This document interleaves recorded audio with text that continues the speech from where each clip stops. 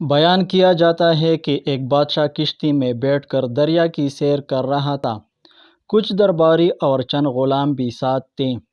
ان میں ایک غلام ایسا تھا جو پہلے کبھی کشتی میں نہ بیٹھا تھا، اس لیے وہ بہت خوفزدہ تھا اور ڈوب جانے کے خوف سے رو رہا تھا۔ بادشاہ کو اس کا اس طرح رونا اور خوفزدہ ہونا بہت ناگوار گزر رہا تھا، لیکن غلام پر منع کرنے اور ڈانٹنے ڈپٹنے کا بالکل اثر نہ ہوتا تھا۔ کشتی میں ایک جہان دیدہ اور دانا شخص بھی سوار تھا۔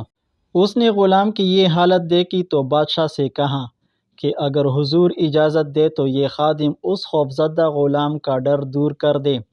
بادشاہ نے فوراً اجازت دے دی اور دانشمند شخص نے غلاموں کو حکم دیا کہ اس شخص کو اٹھا کر دریا میں پھینک دو۔ غلاموں نے حکم کی تعمیل کی اور رونے والے غلام کو اٹھا کر دریا کے اندر پھینک دیا۔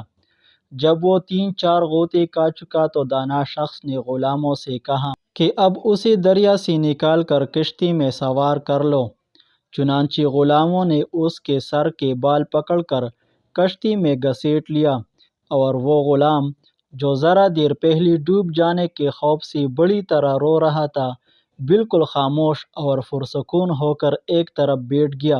بادشاہ نے حیران ہو کر سوال کیا کہ آخر اس بات میں کیا بھلائی تھی کہ تم نے ایک ڈرے ہوئے شخص کو دریا میں پھینکوا دیا تھا، اور مزید حیرت کی بات یہ ہے کہ یہ اب خاموش بھی ہو گیا ہے۔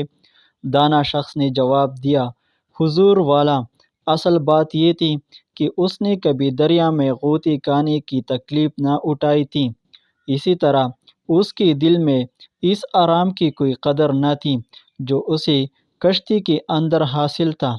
اب ان دونوں کی حقیقت اس پر روشن ہو گئی اور خاموش ہو گیا۔ جس نے دیکھی نہ ہو کوئی تکلیف، قدر آرام کی وہ کیا جانے۔